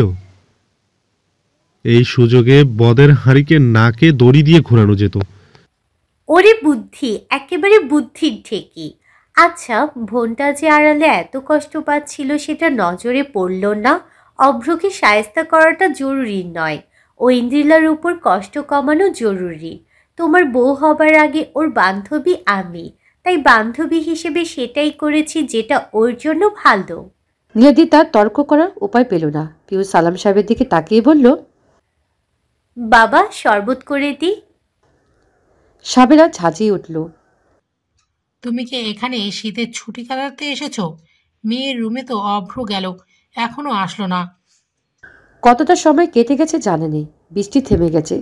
সাদা পেজো মেঘ বেরিয়ে এলো কৃষ্ণ মেঘের আড়াল থেকে। এক ভঙ্গিতে বসে রয়েছে অন্দিলা। অভ্র এখনো তা পা ধরে রেখেছে। ক্লান্ত স্বরে বলল, তুই চেয়েছিলি আমার অশ্রুরা যেন তোর হয়, অথচ দেখ আমার চিরকালের অশ্রুর কারণ হয়ে গেলি তুই। অন্দিলার শান্ত বিলাপে চূর্ণ বিচূর্ণ হলো অভ্রের হৃদয়। মেয়েটির সম্পূর্ণ অধিকার আছে অভিশাপ্তের, কিন্তু এই প্রথম মেয়েটির অশ্রু তাকে আঘাত করছে। চিরকাটল মেয়েটির অশ্রু অদীপ্ত চেয়েছিল, কাঁদতে চেয়েছিল কারণ অকারণে। আজ সব কিছু অভিশপ্ত লাগছে। অন্দিলার অশ্রুর কারণ হওয়ার কথাটা যন্ত্রণা হাড়ে হাড়ে টের পাচ্ছে যেন। অভ্র জোর করে তাকে বুকের সাথে মিশিয়ে রাখলো। আকাতময় সুরে বলল, আবার গর্দান তোকে সঁপেছি, তুই যে শাস্তি দিবি মাথা বেঁধে নেব, কিন্তু আমাকে ছেড়ে যাস না প্লিজ। উত্তর দিতে পারল না অন্দিলা। মাথাটা দুলে উঠল। চোখের সম্মুখে নেমে এলো নিগুড় অন্ধকার। ঢলে পড়ল অভ্রের বুকে। পেল্লব শরীরটা দ্বিতীয়বার নিতুর হয়ে লুটিয়ে পড়ল তার কোলে। অভ্রের মনে হলো পৃথিবীটা মুহূর্তের মধ্যে থমকে গেছে। আর্তনাদ করে উঠল সাথে সাথে। ঐন্দ্রিলা। নিচের ক্যাবিনে থমথম মুখে বসে রয়েছে অভ্র। তার মুখে কোনো কথা নেই। গুমুট হয়ে আছে পরিবেশ। সালাম সাহেব তো রেগে মেগে আগুন হয়ে গেছেন। অভ্রের উপরে তীব্র ক্ষোভ ছাড়ল। অভ্র হাত কাঁপছে। অন্দিলার সব রিপোর্টে নর্মাল আসার পরও কেন এমন বেহুশ হয়ে গেল? না চাইতে আবার মানসিকভাবে আঘাত করে বসল কি সে? অভ্র পর সালাম সাহেবের টার্গেট হলো নীলাদ্রি। পায়চারি করছে নীলাদ্রি। মেজাজ অত্যাধিক খারাপ হচ্ছে। কটেজ থেকে স্বাস্থ্যকেন্দ্র একটু দূরে। বদের হাতটি অজয়টা একটা মারমা বৌদ্ধ ধরে নিয়ে এসেছে। বৃদ্ধ ছোটখাটো মহিলা, মুখের বৌদ্ধিকত ছাপে চোখ দেখা যাচ্ছে না। মহিলার বয়স নাকি 86 বছর। তার চিকিৎসার জ্ঞান এতটা প্রসিদ্ধি গ্রামের যে সবার মুখে মুখে একথা মাংখাই সব রোগে ঝাঁটাপেটা করে ভাগায়। তাই অজয় ছুটে যেয়ে মাখাঙ্কাকে ধরে এনেছে। মহিলা পড়াশোনা জানে না, অথচ সে রোগ ঝাঁটাপেটা করতে। আহাম্মকে শিরোমণি অজয়ের মাথা থেকে এমন বুদ্ধি আসবে। সালাম সাহেব এদিকে চোটে তাণ্ডব করছেন। নীলাদ্রিও মনে মনে গুনে গুনে 10টা গালি দিল অজয়কে। এর মাঝে পিউর সাথে মাংখাই নেমে এলো নিচে। মহিলার মুখ খারাপ, থমথমে, সবার মাঝে আতঙ্ক। সাথে সাথে অভ্র আগে ছুটল তার কাছে, অগ্নিগ্ধ স্বরে শুধালো। মহিলা একটু সময় নিয়ে গুরুগম্ভীর স্বরে মারমা ভাষায় কিছু বলল। তার মুখ ভাব দেখে আতঙ্কিত হলো সবাই। শুধু অজয়ের মুখে আনন্দে বলি রেখা দেখা গেল। উৎফুল্ল স্বরে ভাঙা বাংলায় বলল। নীলাদ্রি চেতে উঠে বলল, এই গাধা, আমি মা কি করে হব? আমি কি মহিলা নাকি? ছাগল কোথাকার! তোমাকে সাঙ্গু নদীতে দিনে 10 বার চুবাবো যদি বুদ্ধি খুলে। সালাম সাহেব ক্ষিপ্ত স্বরে বললেন। অজয় মাথা নাড়িয়ে তাকে বোঝাতে চাইল, কিন্তু নীলাদ্রি সে সুযোগ দিল না। মন ভরে তাকে ঝাড়ল দুজন। এর মাঝে পিউ তাকে থামিয়ে বলল, তুমি মামা হতে চলেছ বুদ্ধির ঠেকি। ও বুঝাতে চাইছে ঐন্দ্রিলা মা হতে চলেছে। কথাটার মাঝে কি যেন ছিল। নিমেষে নিচের ক্যাবিনে খুশির লহর বয়ে গেল। অব্র দৃষ্টি ঝাপসা উঠল। বুকের ভিতর উতাল অনুভূতি বেসামাল হয়ে গেল। এক মুহূর্ত না দাঁড়িয়ে ছুটে যেতে নিল উপরে, কিন্তু বাধা দিল আউল সাহেব। গম্ভীর স্বরে বললেন, আমি নাত বউয়ের সাথে কথা বলবো। অন্দিলা একাকী করে বসে আছে, তার হাতখানা পেটের উপর। তার ভিতরে একটি ছোট্ট প্রাণ বেড়ে উঠেছে। অনুভূতিটা এতটা স্নিগ্ধ মোলায়েম যে বোঝানো সম্ভব নয়। আনমনে যত্নশীল হয়ে যাচ্ছে সে। চিন্তা হচ্ছে, এতটা জার্নি করা কি ঠিক ছিল? ভাবছে তাকে এই ছোট্ট যান তার অংশ। আসবো? পৌরস্বরে শুনতে উঠে বসল সে। দাদাজান প্রবেশ করলেন ঘরে। চেয়ারটা নিয়ে বসলেন একটু দূরে। গম্ভীর স্বরে শুধালেন, কেমন আছো নাত বউ? আলহামদুলিল্লাহ, ভালো। এই বুড়োকে তুমি ঘৃণা করো, তাই না? হঠাৎ এমন বাচ্চামো প্রশ্নে অবাক হলো অন্দিলা। উত্তর দিল না। আউল সাহেব দীর্ঘশ্বাস ফেলে বললেন, আমি তোমার অপরাধে বিয়ের সত্যটা আমি অভ্রকে দিয়েছিলাম। বিয়ের দিন তুমি যখন পালিয়ে গেলে আমি ভয় পেলাম যে আদৌ তোমাদের সম্পর্কের কোনো ভবিষ্যৎ আছে কিনা। কিন্তু আজ দেখো, আমি চোখের সামনে ভবিষ্যৎ দেখতে পাচ্ছি। ভবিষ্যতের তলমলে ভবিষ্যৎ। এত সুন্দর দিনে তোমাদের মধ্যে বিবাদ। এখন তোমার সাথে আমার বংশধরের কাছেও আমি অপরাধী। তাই তোমাকে কিছু বলা প্রয়োজন। জানো নাথবউ, আমার সত্যটা পুরো বৃথা হয়ে গিয়েছে। অপরকে আমি টাকাটা সেধেইছিলাম তোমার অসুস্থতার সময়। তখন অভ্র টাকার প্রয়োজন ছিল খুব। ওই লোনের টাকাটা সব খরচ করে ফেলেছিল, কিন্তু ছেলেটা টাকা নেয়নি। কি বলেছে জানো? বলেছে আমি টাকাটা নিলে আমাদের সম্পর্কটা দর্শনকারের সম্পর্ক হয়ে যাবে, আমার ভালোবাসা বিবর্ণ হয়ে যাবে। আমার নাতি বলে বলছি না, ছেলেটা সত্যি তোমাকে ভালোবাসে। ও তোমাকে বলেছিল ও তোমাকে টাকার জন্য বিয়ে করেনি, শুধু টাকার লোভে তাড়াতাড়ি বিয়ে করেছে। কিন্তু বিয়ে যখন এই করতো তোমাকেই করতো। আমি বিশ্বাস করিনি, তবে এখন সেটা উপলব্ধি করি। ছেলেটি তোমাকে কত ভালোবাসে, নিজেকে ভাঙতে পারে আমি দেখেছি। আমি বলবো না ওকে ক্ষমা করে দাও, তবে একটা সুযোগ দাও নিজের জন্য, যে আসছে তার জন্য। খুব শান্ত স্থিরভাবে কথাগুলো বললেন দাদাজান। অন্দিরা কিছু বলল না, শুধু শুনল। দিদাসিনী হৃদয় সিদ্ধান্ত নিতে পারছে না। অভ্র যা বলেছে, যা করছে, এত জলদি সব ভোলা যাওয়া সম্ভব নয়। দাদাজানের সাথে কথা বলার পরপরই প্রবেশ করলো অভ্র। অন্দিরার বিছানায় হেলান দিয়ে বসে আছে। খুব ক্লান্ত দেখাচ্ছে তাকে। শূন্য দৃষ্টি বাইরের দিকে। অভ্র বিছানার কাছে এসে দাঁড়িয়ে গেল। জয় ধরতে ইচ্ছে হলো মেয়েটাকে। ইচ্ছে হলে পৃথিবীর সব আনন্দের খোরাক তার পদতলে বিছিয়ে দিতে, তার দাস হয়ে তার সব অভিমান কষ্টের ভার বয়ে নিবে। কিন্তু সে সুযোগ দিল না। অন্দিলা ম্লান সুরে বলল, আমি বাড়ি যাব। কথাটা শুনতে অভ্রের মনে হলো প্রাণ পানি ফিরে পেল। হাঁটু গেড়ে বসলো ঠিক তার সামনে। আকতি ভরা টলমলে সরে বলল, সত্যি? হ্যাঁ, তবে এটা যদি ভেবে থাকিস যে আমি তোকে ক্ষমা করে দিয়েছি, তাহলে ভুল ভাবছিস। আমি শুধু আমাদের দ্বিতীয়বার সুযোগ দিতে চাই। কারণ যে আসছে তার তো দোষ নেই, তোর শাস্তি সে কেন পাবে? অভ্র চুপ করে অপরাধীর মতো দাঁড়িয়ে রইল। একটা সান্ত্বনা, তার পুতুল তার কাছে থাকবে, শুধু ভালোবাসার মলিন হয়ে গেছে। অভ্র মনে মনে সিদ্ধান্ত নিল সে তার অভিমানের মান ভাঙাতেই হবে। আজকের সকালটি অন্যরকম, সোনালি রোদের কিরণে কেমন খুশি খুশি মেজাজ। আজ ডাক্তারের কাছে যাবে অভ্র এবং অন্দিলা। আলট্রাসোনোগ্রাম করা হবে অন্দিলার। বান্দরবন থেকে আসার পর টেস্ট করে কনফার্ম হয়েছে তারা। সাবেরের পরিচিত একটা ভালো গানি ডাক্তারের কাছে আজ যাবে তারা। বান্দরবন থেকে আসার পর থেকে অন্দিলা তীব্র শিথিল হয়ে গেছে। না পারতে কথা বলে না সে। রাতে ঘুমানোর সময় বুকে শোবার বাহানা করে না, কিন্তু অভ্র সব মেনে নিয়েছে। সে প্রচেষ্টা ছাড়ছে না, পালে হৃদয় অর্পণ করতে তার চরণে। বাইকে বেচে দিয়েছে, একটা সেকেন্ড হ্যান্ড গাড়ি কিনেছে সে, যেন কোনো সমস্যা হয় না অন্দিলায়। গাড়ির দরজাটাও খুলে দেয় না অন্দিলাকে। অন্দিলার তবু নীরব। 3 জনের পর অন্দিলার সিরিয়াস হলো। ডাক্তার একজন বৃদ্ধ মহিলা চশমার ফাঁক থেকে অন্দিলাকে দেখে বলল, এই প্রথম আল্ট্রাসাউন্ড? জি। আচ্ছা শোনো, আর তুমি বাহিরে যাও। অভ্রকে বাইরে যেতে বলায় সে কপাল কুঁচকে ফেলল। কেন? তুমি এখানে থাকবে নাকি? হ্যাঁ, আমার বাচ্চার হার্টবিট শুনবো আমি। কি অদ্ভুত, পুরুষরা তো থাকে না বাবা। আমি থাকবো। আমার বউয়ের আল্ট্রাসাউন্ড হচ্ছে, অন্য মহিলাটা দেখছি নাকি? অ্যাসিস্ট্যান্ট হেসে ফেলল। ডাক্তার বিপাকে পড়ল। অন্দিলা বিরক্ত হয়ে বলল, থাক, বাদ দেন তো, থাকুক। ডাক্তার হাল ছেড়ে দিল। তিনি তার কাজ শুরু করলেন। স্ক্রিনে অন্দিলার পেটের ভিতরে ছোট্ট কিছু দেখা যাচ্ছে। অভ্র ভালো করে দেখতে চেষ্টা করলো। সে অন্দিলার হাত আঁকড়ে ধরল। হাত তার কাঁপছে। ধীরে ধীরে ডাক্তারের চোখ মুখ কুঁচকে এলো। চিন্তিত স্বরে বলল, আপনারা প্রস্তুত তো? কিসের জন্য? অন্দিলা অবাকে প্রশ্ন। মহিলা ডাক্তার কিঞ্চিত চিন্তিত মুখে বলল, ট্রিপলেটের জন্য। আমি তো 3টে আলাদা হার্টবিট শুনতে পাচ্ছি। 1, 2, 3। 3টে? আপনার ভুল হচ্ছে না তো? কি বলছো মেয়ে? আমি কি আজকের ডাক্তার? 25 বছর এই লাইনে। ডাক্তারের কথাটা শুনতে তড়াক করে তীক্ষ্ণ দৃষ্টি চাইল সে অভ্রের দিকে। অভ্রের চোখ মুখ উজ্জ্বল, আনন্দ যেন টিকরে উঠেছে। অন্দিলা চাহনি মর্মার্থ বুঝতে অসহায় স্বরে বললেন, আমার দোষ নেই। ডাক্তার বিড়বিড় করে বলল, স্ট্রেঞ্জ।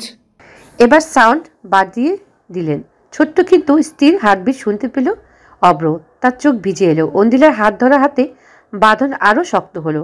ডাক্তার বলল, বংশে যমজ বা ট্রিপল হিস্ট্রি আছে। 14 গোষ্ঠীতে নেই। এটা খুব ইউনিক কেস, জানেন তো? আপনারা কি প্রস্তুত?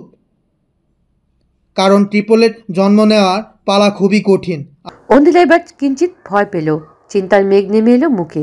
কিন্তু অভ্র আত্মবিশ্বাস স্বরে বলল, আমি সামলে নিব ইনশাল্লাহ। 3টে বাচ্চার কথা শুনে পরিবার সবাই উৎফুল্ল হয়ে উঠল। বেশ উৎফুল্ল হলেন সালাম সাহেব। তার ধারণা তার পাল্লা ভারী হচ্ছে। আওয়াল সাহেবের খুশিতে গদগদ। বারবার কেঁদে উঠছেন বৃদ্ধ মানুষটি। কারণ এবং সাবেরার নজরদারি বেড়ে গেল।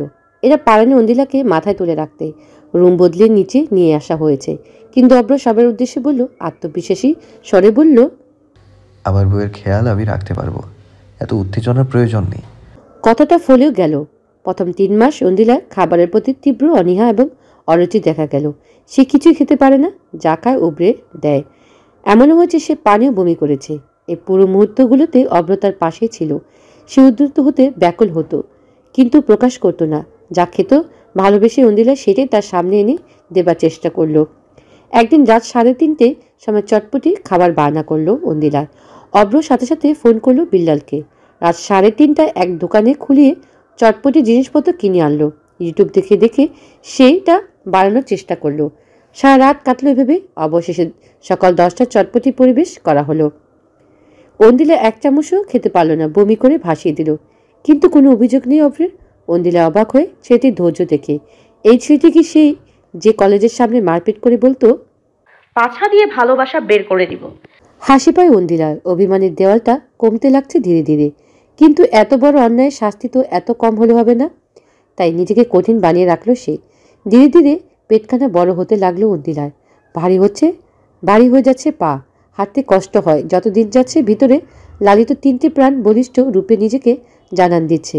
এই তো সেদিন রাতে ঘুম ভেঙে গেল অন্দিলার। পেটের তীব্র ব্যথা অনুভূতি হলো।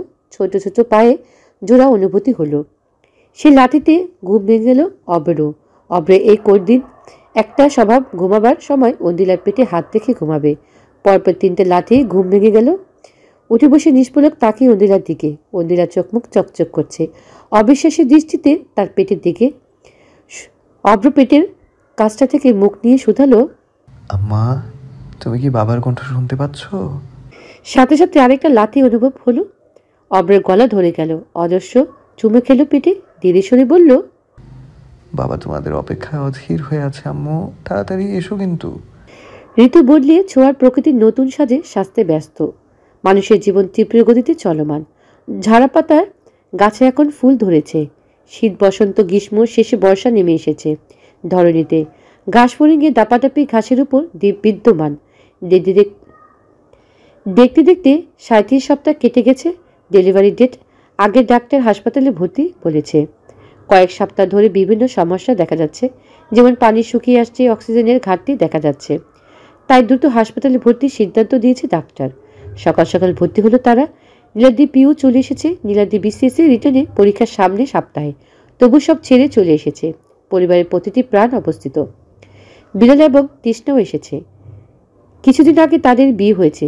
প্রথমে তৃষার বাবা আপত্তি জানালো, অবশেষে বিল্লালের সততা তাকে অনুভূতি করতে পেরেছে। একটু পর অপারেশন থিয়েটারে প্রবেশ করানো হবে অন্দিলাকে।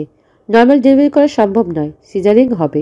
যখন নার্সরা এলেন তাকে নিয়ে যেতে নীলার হৃদয় নড়চড়ে উঠল। ভয় হলো ভীষণ। অভ্রতিকে চাইল কাতর নয়নে। 9 মাসের ছেলেটার শাস্তি দেবার নামে নিজেদের মধ্যে একটা দেয়াল তুলে রেখেছিল। এখন ভয় হচ্ছে, যদি আর ফেরা না হয় তাহলে কি তাদের গল্পটা অসম্পূর্ণ থাকবে? অভ্র হাতখানা শক্ত করে ধরে ধীরে সরে বলল, আমাদের হিসেবটা এখনো শেষ হয়নি, কিন্তু অপেক্ষা করিস। আর যদি না ফিরি? খবরদার এমন কথা বলবি না, আমি তোর অপেক্ষায় থাকবো। অভ্র দৃঢ় স্বর। ফ্যাকাশে হাসলো অন্দিলা। অবশেষে তাকে নিয়ে গেল নার্সরা। অপারেশন থিয়েটারে বাইরে অপেক্ষা করছে সবাই। 2.5 ঘন্টা পেরিয়ে গেছে। অভ্র থমথমে মুখে বসে আছে। দুবেক রক্ত লেগেছে। নীলাদ্রি মুখখানা ভীত। পিরু হাত ধরে বলল, পিউ, তুমি ভেতরে গেলে আমি তো বেহুশ হয়ে যাব। ভালো হবে তো, আমরা দুজনই বেডে শুয়ে থাকবো অজ্ঞান হয়ে। মজা করো না। আচ্ছা, হাদারাম করব না, তুমি একটু সাবধান হইও। বলা যায় না, আমরাও 3 জন হলে তোমার যে স্ট্যামিনা। তুমি দিন দিন নষ্ট হয়ে যাচ্ছ। হেসে উঠল পিউ। অবাক হবার ভান করে বলল, বেশি নষ্ট না, কম নষ্ট। এরই মাঝে নাস্তা বেরিয়ে এলো 3টে নবজাতক হাতে। একটি মেয়ে এবং 2টো ছেলে। মেয়েটির আদর একেবারে অন্দিলা অনুরূপ। ছেলেটা অভ্রের প্রতিচ্ছবি। ছোট ছোট 3টে শরীর। অপারেশন শেষ হয়েছে। অভ্র প্রথমে শুধালো, আমার স্ত্রী? আলহামদুলিল্লাহ ভালো। নিন, বাবুদের কোলে নিন। অভ্র মেয়েকে কোলে নিল। তুলতুলে শরীরটা কোলে নিয়ে পৃথিবীটা স্বর্গসুখী মানুষের তালিকায় উত্তীর্ণ হলো যেন সে। সালাম সাহেব নাতিকে কোলে নিয়ে বলল, ঠিক সালাম ভাই। আউল সাহেবের জীবনচক্র আজ পূর্ণ। একটু পর আজান দেওয়া হলো বাচ্চাদের উদ্দেশ্যে। বাচ্চাদের নাম রাখা হলো জিহান, দিহান এবং অথই। অভ্র অনুমতিতে চাইল অন্দিলা দেখার। অনুমতি পেতে ছুটে গেল সে। ক্লান্ত ব্যথাতুর মুখখানা চুমু খেল অভ্র। অন্দিলার চোখ মিলে চাইল। চাহনি খুব ক্লান্ত। অমলিন সুরে বলল, বাবুরা কেমন হয়েছে? সুন্দর। আমি কিন্তু ফিরেছি। ধন্যবাদ। শুধু ধন্যবাদ? তোর জন্য আমার প্রাণ হাজির, শুধু বল একবার। হৃদয় নিংড়ানো প্রেম নিবেদন। যথাজ্ঞা মহারানী। 4 দিন পর বাসায় আনা হলো অন্দিলাকে। 3টে বাচ্চা সামলানো কি মুখের কথা, কিন্তু শাশুড়ি এবং মা থাকা একটু সহজ হচ্ছে। এদিকে অব্রত আছে। ছেলেদের দিকে খেয়াল না থাকলেও মেয়েকে চোখে হারায় সে। তার সবকিছু নিজ হাতে করে। মেয়েটার স্বভাবে একেবারে অন্দিলার মতো, না খোঁচো, জেদি। বাবা করে না দিলে সে ঘুমাবেই না। আর ছেলেগুলো একেবারে শান্ত, শুধু খিদে লাগলে একসাথে চিৎকার করে। সালাম সাহেব সারাক্ষণ নাতিদের মুখে তাকিয়ে থাকেন। তাদেরকে অপ্র শ্বশুর উদ্দেশ্যে বলল, কি শ্বশুর আব্বা, আমার প্রোডাক্ট কেমন দেখছেন? টপ নচ না? অব্র কথা শুনে সালাম সাহেবের মুখ বাঁকিয়ে বলল, পুষ্টির দূর দূর থেকে এমন ইউনিক প্রোডাকশন দেখেছেন কখনো? একসাথে 3টে। এটা আমার ভালোবাসা, বুঝলেন? আমি যে আপনার মেয়েকে কতটা ভালোবাসি এই তার প্রমাণ, বুঝলেন শ্বশুর আব্বা? নির্লজ্জ ছেলেটার কথা শুনে অন্দিলার পারে না মাটিতে ফাঁক করে ঢুকে পড়ে। বাবা হয়েছে অথচ মুখে লাগাম নেই। বিকালে রোদ নরম হয়ে এসেছে। অবশেষে বাচ্চারা ঘুমে। অব্র 3 জনকে শুয়ে দিয়েছে। বারান্দায় এসেছে অন্দিলা। ক্লান্ত মুখমণ্ডলে লেপ্টে আছে। অব্র ধীরে পেয়ে এসে তাকে পিছন থেকে জড়িয়ে ধরল। অন্ধ্রা তার উষ্ণ স্পর্শে নিজেকে এলিয়ে দিল, হেসে শুধালো, কেমন লাগছে জনাব? খুব শান্তি। আমি তোকে বোঝাতে পারবো না বাবু। থ্যাংক ইউ সো মাচ এত চমৎকার গিফটের জন্য। আর আমার গিফট? অভ্র হাসল, তাকে ছেড়ে হাঁটু গেড়ে হাত বাড়িয়ে গাঢ় সুরে বলল, আমার মন শহরের প্রতিটা ইটে তোর নাম খোদাই করা। বাতাসে শুধু তোর গন্ধ, অলিতে গলিতে তোর হাসির গুঞ্জন, অম্বর জুড়ে ভাসমান মেঘেরা ধরণীতে গলে পড়ে তোর প্রতীক্ষার বিরহে। প্রতিটি প্রহর তুইতে সাজতে চায়, পথ হারা পথিকের মতো বসে আছে শুধু তোর অপেক্ষায়।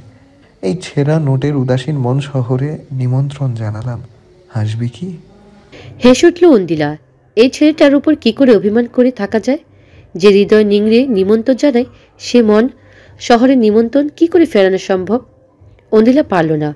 অবশেষে ছেঁড়া নোটের মন শহরে নিমন্ত্রণ আকলিসুকভাবে গ্রহণ করল আমরা কাঠে ডেকে। চলতে থাক তাদের টকঝাল মিষ্টি গল্পটি।